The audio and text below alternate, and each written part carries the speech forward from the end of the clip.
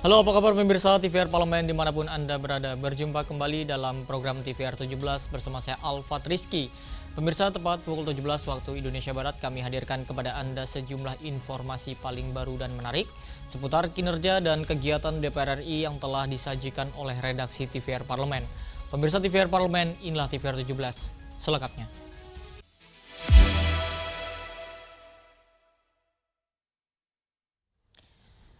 Pemirsa, Wakil Ketua DPR RI Cucun Ahmad Samsurijal meninjau pelaksanaan program bantuan stimulan perumahan swadaya atau BSPS yang disalurkan melalui rumah aspirasi untuk membantu perbaikan rumah tidak layak huni di Majalaya, Kabupaten Bandung. Wakil Ketua DPR RI Cucun Ahmad Samsurijal meninjau langsung program bantuan rumah di Majalaya, Kabupaten Bandung. Program BSPS didorong agar tepat sasaran dan memberi dampak sosial bagi masyarakat. Dalam kunjungan resesnya, Wakil Ketua DPR RI Cucun Ahmad Samsurijal meninjau pelaksanaan program bantuan stimulasi perumahan swadaya atau BSPS. Program ini disalurkan melalui rumah aspirasi untuk membantu perbaikan rumah tidak layak huni. Cucun menjelaskan, program BSPS didukung dua jenis pendampingan, yaitu pendampingan teknis untuk proses pembangunan dan pendampingan pemberdayaan masyarakat. Saya lakukan kunjungan ini dan tadi kumpulkan para penerima calon penerima BSPS supaya ada kepedulian dari tetangganya semua, karena sekarang pendamping ada dua, pendamping secara teknik untuk bangunan, yang kedua pendamping pemberdayaan.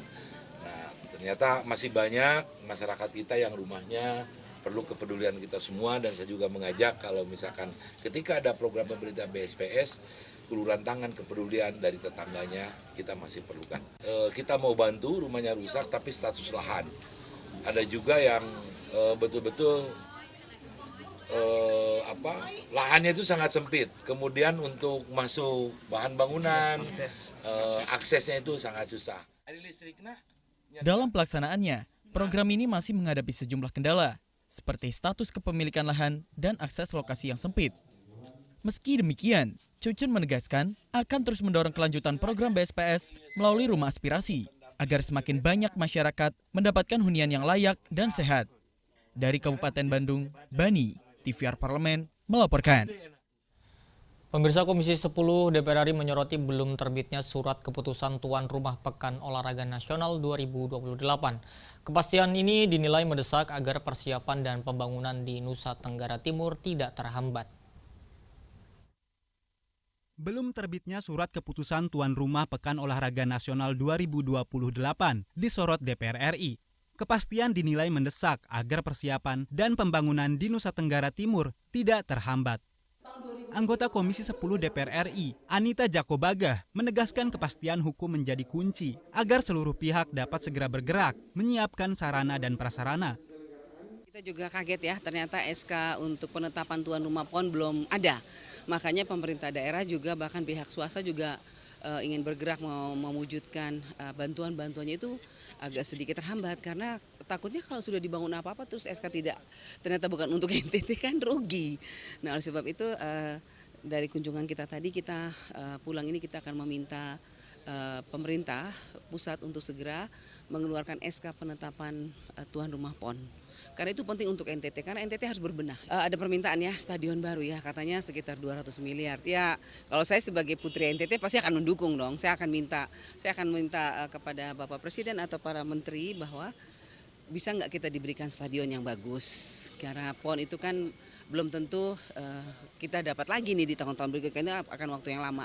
Dan inilah kesempatan NTT untuk membangun begitu. Jadi kalau bisa mohon dukungan dari Bapak Presiden, para menteri ya, dan semoga APBN bisa. Komisi 10 menegaskan percepatan penetapan tuan rumah menjadi langkah awal agar persiapan PON 2028 berjalan maksimal, sekaligus memberi dampak pembangunan bagi daerah. Dari Kupang, Nusa Tenggara Timur, Divo Rahman, TVR Parlemen melaporkan. Pemirsa, Wakil Ketua DPR RI Sari Yuliati meninjau langsung progres pembangunan asrama santri putra di Pondok Pesantren Mu'allimin Muhammadiyah Yogyakarta untuk memastikan pembangunan sarana pendidikan berjalan sesuai target. DPR RI terus mendorong penguatan pendidikan berbasis pesantren. Peningkatan sarana dan prasarana dinilai penting untuk menciptakan lingkungan belajar yang nyaman dan berkualitas bagi santri. Wakil Ketua DPR RI Sari Yuliati meninjau langsung progres pembangunan asrama santri putra di Pondok Pesantren Mu'alimin Muhammadiyah, Yogyakarta. Peninjauan ini dilakukan untuk memastikan pembangunan sarana pendidikan berjalan sesuai target. Sari Yuliati mengapresiasi progres pembangunan yang dinilai cepat. Dalam waktu sekitar 10 bulan, bangunan asrama telah hampir selesai dan siap digunakan. Sedang meninjau progres daripada pembangunan gedung ini karena memang 1 tahun 10 bulan ya kurang lebih ya, 10 bulan yang lalu Bapak Ketua Umum kami, Bapak Bahlil Lahadalia datang ke sini, lalu dari pihak Muhammadiyah mengajukan permohonan untuk mendirikan asrama putri, lalu lalu Pak Bahlil menyetujui. Dalam waktu 1 tahun kita akan selesaikan bangunan ini, tetapi alhamdulillah ternyata 10 bulan progresnya sudah bisa dilihat sendiri, sudah siap ditempati, tinggal beberapa sedikit pembersihan. Pembangunan asrama ini menjadi bagian penting dalam menunjang fasilitas pendidikan dan kenyamanan santri. Diharapkan kehadiran asrama baru ini dapat meningkatkan kualitas pembelajaran di lingkungan pesantren. Sari Yuliati juga menegaskan, sinergi antara DPR RI dan pemerintah akan terus didorong untuk memperkuat sektor pendidikan dan melahirkan generasi muda yang unggul. Fajar Ilhami dan Andri, TVR Parlemen, melaporkan. Pengesahan Undang-Undang Perlindungan Pekerja Rumah Tangga menjadi tonggak penting dalam upaya menghadirkan keadilan sosial bagi seluruh rakyat Indonesia. Dan DPR RI menegaskan bahwa negara hadir untuk memastikan para pekerja rumah tangga mendapatkan perlindungan, penghormatan, serta kepastian hukum yang layak. Pemirsa, informasi selengkapnya kami hadirkan sesaat lagi. Tetaplah di TVR 17.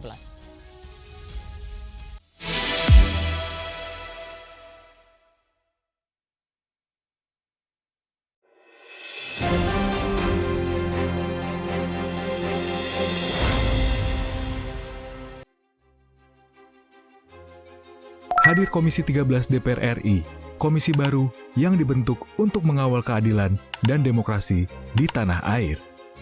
Reformasi regulasi untuk memangkas jalan berliku hukum dan aturan, serta perlindungan hak asasi manusia untuk menjamin martabat setiap warga negara. Komisi 13 resmi dibentuk untuk masa keanggotaan DPR RI periode 2024-2029.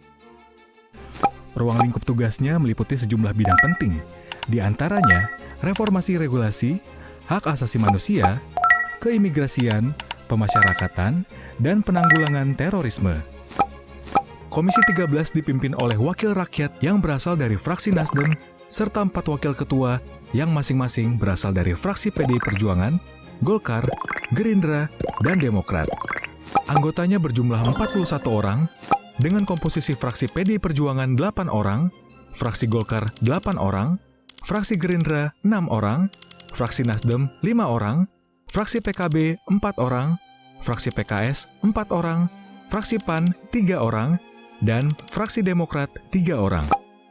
Mitra kerja Komisi 13 pun strategis, meliputi Kementerian Hukum, Kementerian HAM, dan Kementerian Sekretariat Negara, juga Kementerian Imigrasi dan Pemasyarakatan, serta lembaga independen seperti Komnas HAM, LPSK, dan BNPT. Untuk pembinaan ideologi dan pengawalan konstitusi, Komisi 13 bekerjasama dengan BPIP, Sekretariat Jenderal DPD RI, Sekretariat Jenderal MPR RI, dan Kantor Staf Presiden. Komisi 13 DPR RI berkomitmen mengawal reformasi hukum serta menegakkan hak asasi manusia untuk Indonesia yang lebih demokratis dan berkeadilan.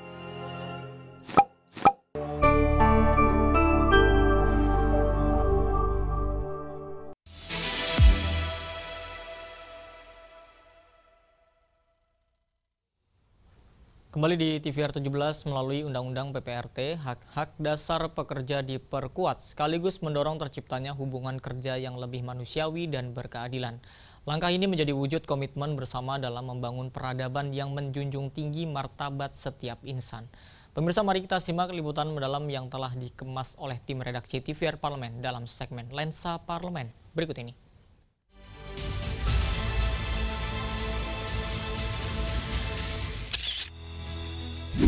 Setelah penantian panjang bertahun-tahun, Dewan Perwakilan Rakyat akhirnya mengesahkan Undang-Undang Perlindungan Pekerja Rumah Tangga.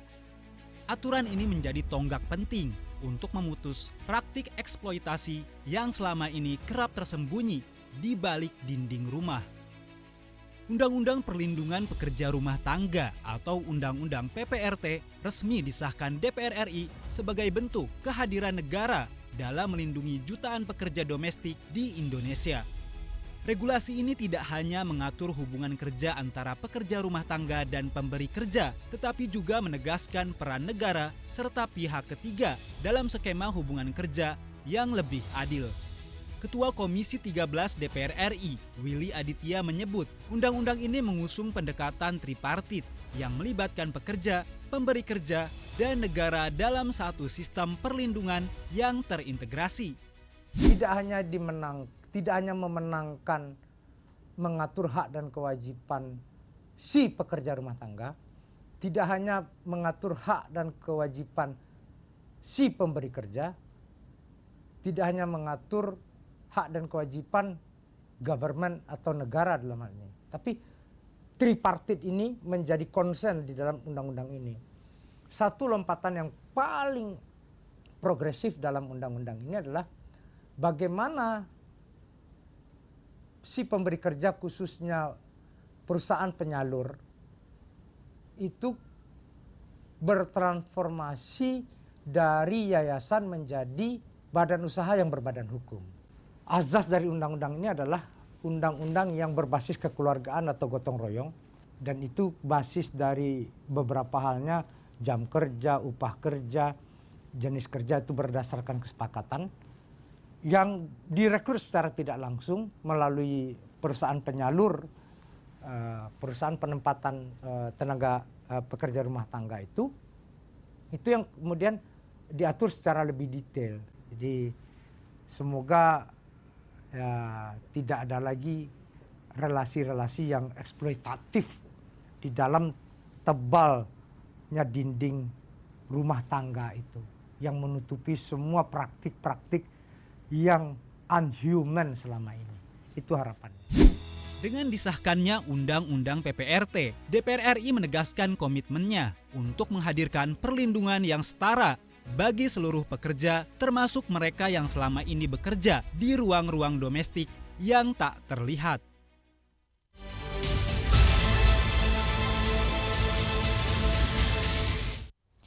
Pemirsa, kecelakaan kereta api antara KA Argo Bromo Anggrek dengan KRL Komuter Line di Bekasi Timur menjadi peringatan serius bagi PT KAI. Pemirsa, informasi selengkapnya usai jeda, tetaplah di TVR 17.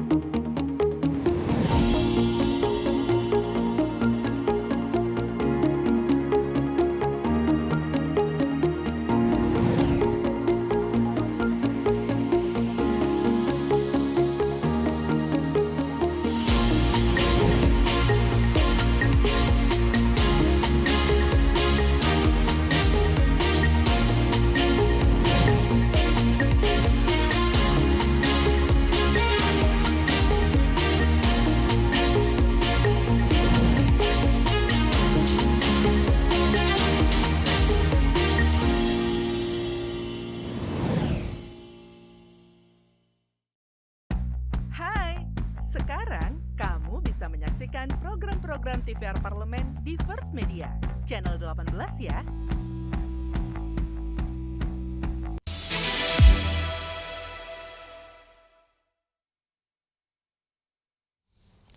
Pemirsa, insiden kecelakaan kereta api menegaskan perlunya evaluasi menyeluruh terhadap tata kelola perkeretaapian, mulai dari sistem keselamatan, manajemen operasional hingga koordinasi antar berbagai stakeholder, dan langkah perbaikan yang cepat dan tepat menjadi kunci untuk menjamin keselamatan penumpang, serta mencegah terulangnya kecelakaan serupa di masa mendatang. Untuk selengkapnya berikut laporan rekan kami Rahel Silalahi dari Gedung DPR RI Senayan, Jakarta. Silakan Rahel. Ya, baik, terima kasih. Pemirsa, kabar duka cita menyelimuti Indonesia baru-baru ini. Pada Senin 27 April 2026 terjadi kecelakaan kereta api di daerah Bekasi Timur. Lantas apakah kecelakaan ini memang semata-mata terjadi karena kelalaian sistem dari KAI sendiri atau memang ada ketidaktertiban dari masyarakat? Untuk itu saya di sini sudah bersama dengan Ketua Masyarakat Kereta Api Indonesia, Bapak Hermanto Dwiatmoko. Halo Bapak, selamat siang. Selamat siang. Ya Bapak, terkait dengan kecelakaan yang baru-baru terjadi ini, respon dari Bapak sendiri seperti apa Bapak?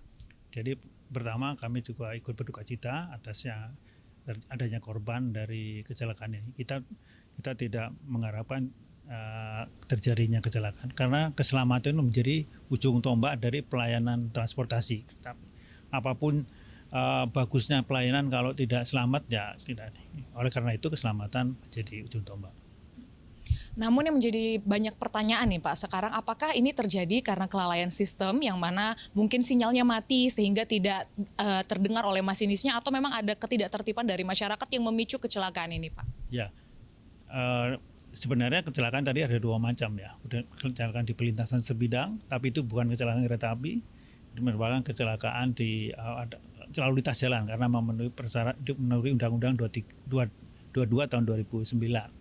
Kalau kecelakaan yang Argo Bromo ini yang menabrak KRL itu adalah kereta api.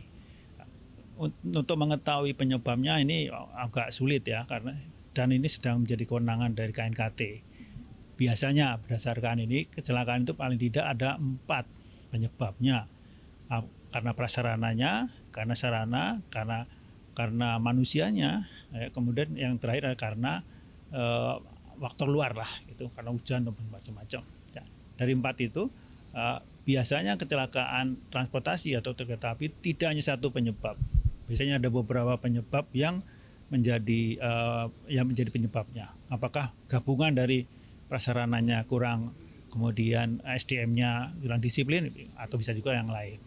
Gitu ya. Jadi kalau untuk penyebabnya saya tidak bisa menjelaskan karena belum tidak tahu betul, karena harus diteliti benar, karena kalau sinyalnya itu harus dicek dulu data logernya, bagaimana rekamannya dan sebagainya.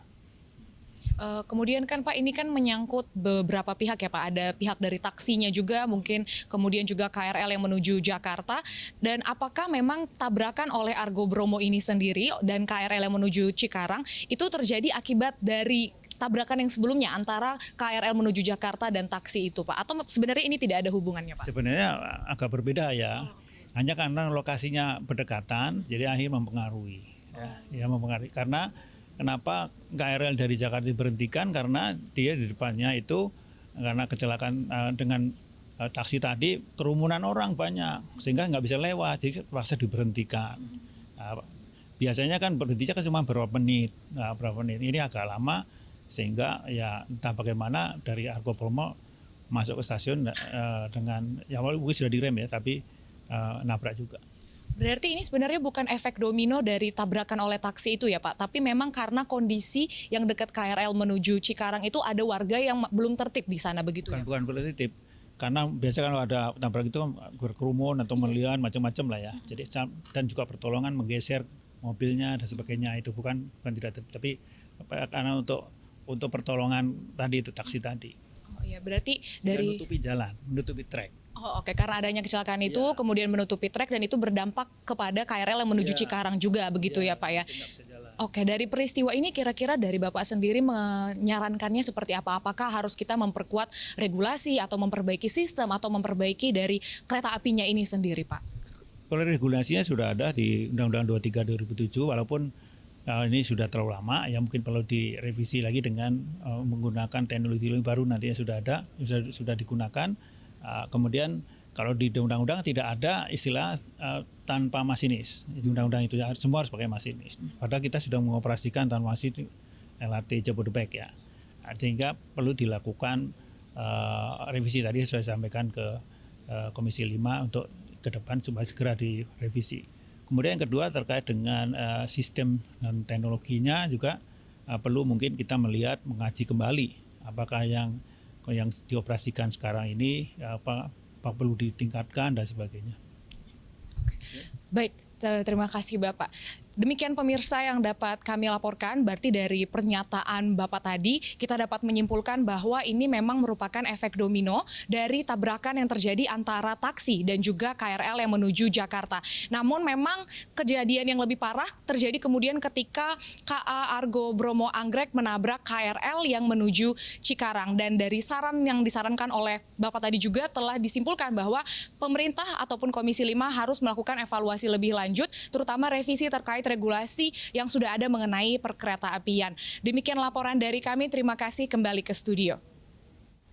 Ya, selanjutnya pemirsa, apa saja yang menjadi sorotan di media online nasional pada hari ini? Usai jeda tetaplah di TVR 17.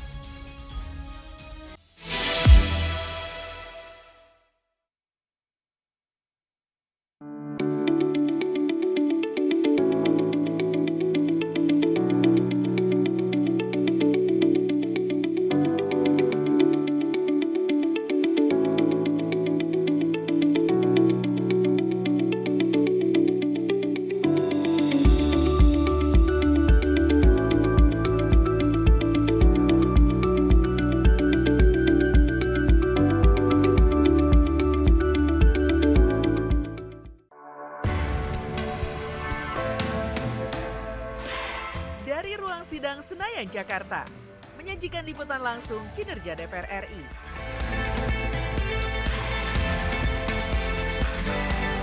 Dialog mendalam,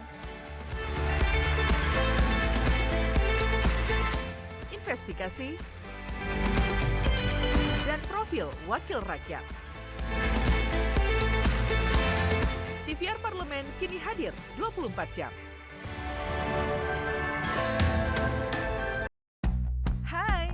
Sekarang, kamu bisa menyaksikan program-program TVR Parlemen di First Media, channel 18 ya.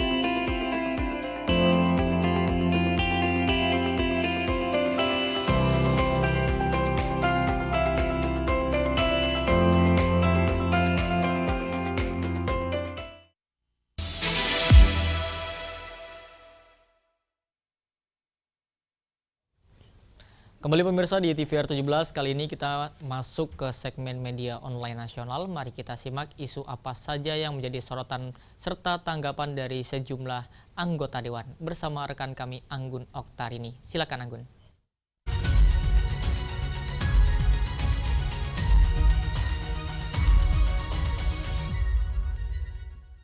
Terima kasih rekan Alfat dan halo apa kabar pemirsa, kita akan bahas headline media online yang terbit pada hari ini, di mana ini akan membahas mengenai May Day 2026 yang kondusif. Di sini Habib Abu Bakar nilai kinerja Polri profesional dan juga humanis. Dalam beberapa informasi yang beredar di media online, ini peringatan Hari Buruh kemarin pemirsa, Hari Buruh Internasional atau May Day 2026 berlangsung dalam suasana yang kondusif dan penuh dengan kedewasaan demokrasi. Nah, anggota Komisi 3 DPR RI Habib Abu Bakar Al-Bashir di sini juga menyebutkan bahwa menilai kinerja Polri patut diapresiasi karena mampu mengawal jalannya aksi dengan pendekatan yang profesional dan juga humanis. Kehadiran aparat tidak hanya menjaga keamanan tetapi juga memastikan ruang aspirasi tetap terbuka bagi para pekerja untuk menyampaikan tuntutannya secara damai dan juga tertib. Kini DPR RI memandang keberhasilan ini sebagai cerminan sinergi yang baik antara aparat keamanan, serikat kerja, dan seluruh elemen masyarakat. Pendekatan persuasif yang dikedepankan menjadi kunci dalam merawat stabilitas sekaligus menghormati hak konstitusional warga negara Indonesia. Nah, ini kedepannya pemirsa, DPR RI mendorong agar pola pengamanan yang mengedepankan dialog dan empati ini terus dipertahankan sebagai bagian dari komitmen bersama dalam menjaga demokrasi yang sehat dan juga inklusif. Pemirsa, kita akan beralih ke berita selanjutnya yang menjadi headline di media online. Ini ada Sari Yuliati menyebutkan bahwa BSPS instrumen penting tingkatkan kualitas hidup masyarakat. Dalam beberapa informasi yang naik di media online, pemirsa, program bantuan stimulan perumahan swadaya dinilai memiliki peran strategis dalam meningkatnya kualitas hidup masyarakat, khususnya bagi warga berpenghasilan rendah. Wakil Ketua DPR RI Sari Yuliati menegaskan bahwa BSPS bukan sekedar bantuan pembangunan fisik rumah saja, melainkan instrumen penting untuk menghadirkan hunian yang layak, sehat, dan juga aman. Tentunya dengan hunian yang memadai ini, pemirsa, masyarakat dapat menjalani kehidupan yang lebih produktif dan juga sejahtera. DPR RI memandang program ini sebagai bentuk nyata kehadiran negara dalam menjawab kebutuhan dasar masyarakat. Pemirsa, melalui BSPS ini, pemerintah tidak hanya mendorong perbaikan kualitas tempat tinggal saja, tetapi juga menggerakkan partisipasi masyarakat dalam pembangunan berbasis gotong royong.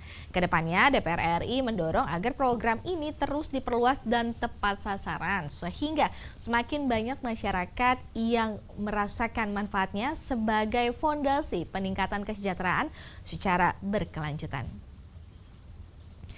Baik pemirsa, itulah tadi headline di media online pada hari ini membahas mengenai May Day 2026 yang kondusif, dan juga ini ada komentar dari Sari Yuliati menegaskan BSPS instrumen penting tingkatkan kualitas hidup masyarakat. Saya Anggun Oktarini, kembali ke rekan Alfat.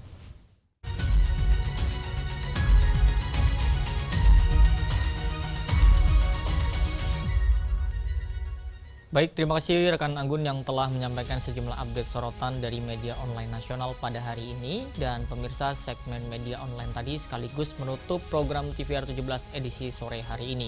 Saya Alfat Rizky beserta seluruh kru TVR Parlemen yang bertugas mengucapkan terima kasih dan pamit undur diri dari hadapan Anda. TVR Parlemen, referensi Indonesia.